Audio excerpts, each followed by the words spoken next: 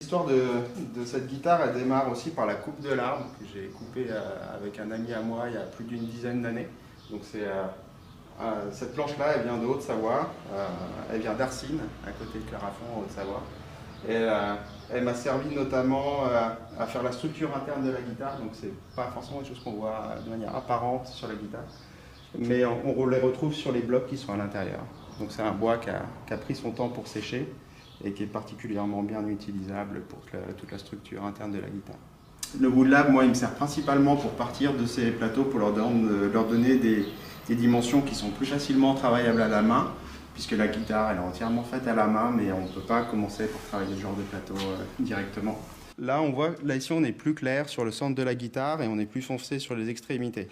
On va retrouver ces deux couleurs ici inversées. En fait, ce qu'on fait, c'est qu'on élimine le cœur de l'arbre ici et on va couper cette partie-là qu'on va retrancher en deux et on va inverser les deux côtés. Donc les deux parties les plus tendres de l'arbre se retrouvent au milieu et les parties les plus dures se retrouvent sur le côté de la guitare.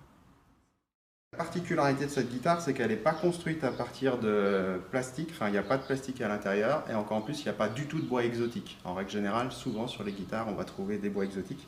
Cette guitare-ci n'en contient pas, donc on va retrouver du noyer noir pour le dos et les éclisses, et du noyer du Jura pour le manche, donc le cormier et l'épicéa, comme j'ai dit tout à l'heure, pour le reste des bois. Et effectivement, ce sont des bois qui ont des qualités acoustiques déjà naturelles, que forcément quand on essaye de travailler, on essaye un peu de les sublimer.